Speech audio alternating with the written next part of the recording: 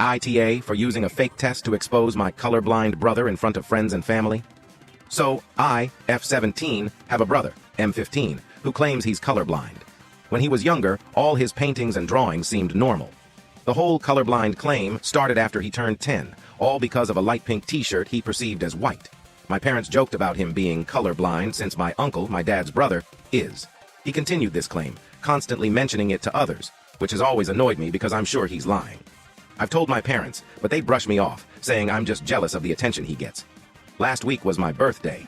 I had a gathering at home with about 25-30 people on the weekend. The topic of his supposed colorblindness came up again, with everyone asking him to identify colors.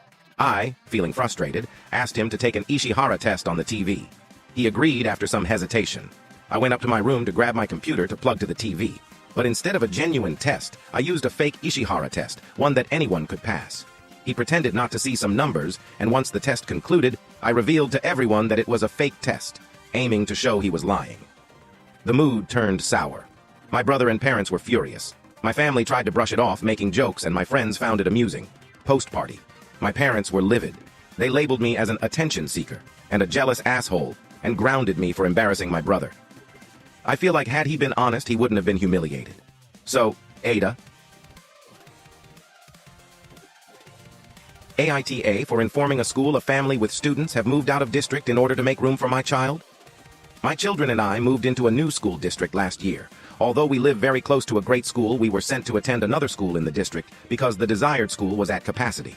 I was informed right before the school year that my 2 children were next to be enrolled.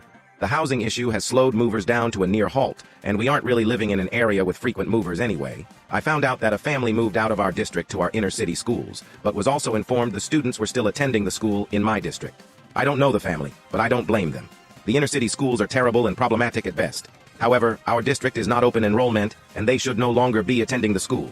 I called the principal and board of education to make a report, and I was finally informed last week that my children will be attending our local school, and I breathed a sigh of relief. They will start next week, and this will be a huge burden lifted for our household. The issue comes from the family that needs to pull their children from school. They found out I made the call and informed me that while I was doing what's best for my child, I was greatly harming all 4 of theirs. Apparently, one of their children is autistic and thriving with their school. Turns out 3 of their kids attended the school I wanted, but one of them attended a special school for autistic children. They said he was nonverbal, to now telling his mom, "I love you." I felt terrible when they said that, but I also didn't make them move. They did that on their own. They have been telling people about it, and of course they think I'm heartless. Some have said I'm an asshole, but I wanted to see if I mishandled it. So Ada here? AmITheA. For not immediately driving to bail my stepdaughter out of jail.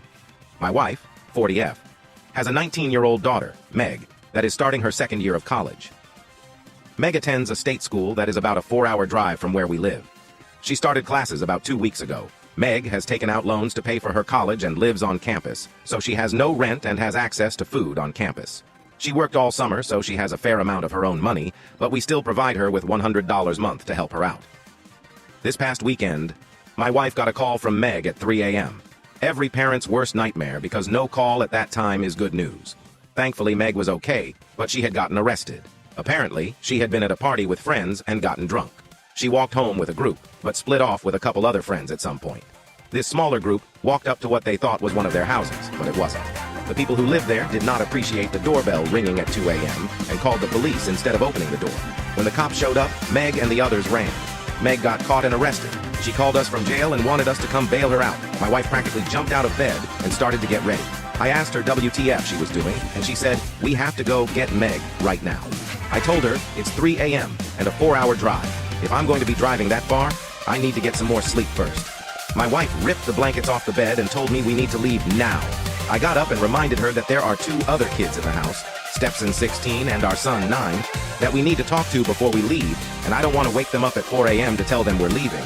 I also reminded her that due to her astigmatism, I'm guessing she wants me to drive since it's dark out. I told her she either lets me sleep until at least 7 a.m. or she leaves now and drives herself. I told her that Meg is safe, even though she's probably scared and uncomfortable, but that maybe she needs to feel that way right now. She tried to argue with me, but I told her that I am not going to fight about this, so she either leaves now or lets me sleep. Thankfully, she let me get some sleep, but woke me up right at 7 a.m. and told me to get in the car. She apparently hadn't slept and had already told the other kids what happened and that we have to leave but would be back later that day. The entire drive, my wife made comments about how scared Meg must be and how we should have left earlier, etc. I kept trying to tell her that Meg will be fine even if she's a little shaken up by this. Then, my wife told me that if this was my son, instead of Meg, I would have jumped out of bed just like she did. That pissed me off because I would be doing the same for my son that I'm doing for Meg. You get arrested at 3 a.m. and want us to bail you out. You're waiting until I'm damn well ready to come get you. But my wife thinks that me sleeping instead of leaving right away was an AH move. AT. ADA for not giving my husband's sister my puppy. I, 25F, and my husband, 27M, went to his sister's 13th birthday party this weekend. She decided she wanted to have her birthday party at a local river. We live in the Midwest. My husband and I just got a puppy a few days ago and thought it would be fun to bring her to see if she liked the water, let everyone see her for the first time, etc. When we got there, everyone was super excited to see that we brought a puppy. Everyone was petting her and playing with her. My Mill asked me if the puppy was for my Sile. I said no, that this was my husband and I's puppy. She knew that we had just gotten a new puppy. She held the puppy for a bit and gave her back and all seemed fine. My Sil started opening her gifts when she finally noticed the puppy in my arms and asked me if Mill had finally let her get a puppy for her 13th birthday. Before I could even say anything, Mill said yes. Sil bursted into tears about finally having a puppy and then came over to me and tried to take the puppy. I was in shock at what just happened and kind of just let her take the puppy out of my hands. Eventually, I went over to my Mill and asked her WTF she was thinking. She told me that my SL had been asking for a puppy for years, and she said, "You don't mind, do you?" I was taken aback. I couldn't believe my Mill just gave away my puppy without even asking me. I took my Sil over to the side and told her that the puppy was mine, and I wanted her back. She started throwing a fit and literally screaming. I just took the puppy back, and my husband and I left. When we got back home, I was bombarded with texts and phone calls from everyone at the party asking me why I took the puppy away from Sil. My Sil and Mill are very angry with me, and I just need to know ADA edit. Her birthday party was at the river. Many people had brought their dogs to the party. I also did not know she had been asking Mill for a puppy. They have 2 dogs. Edit 2. My husband is 100% on my side. We both didn't want to make a scene about it. He has called his mom and texted his family since the incident. We aren't communicating to anyone about it right now because it has been overwhelming. He had told his mom about us getting a new puppy multiple times, even invited the family over to our house for dinner so they could also meet the puppy, but they had a football game to go to. This was 2 days before her party.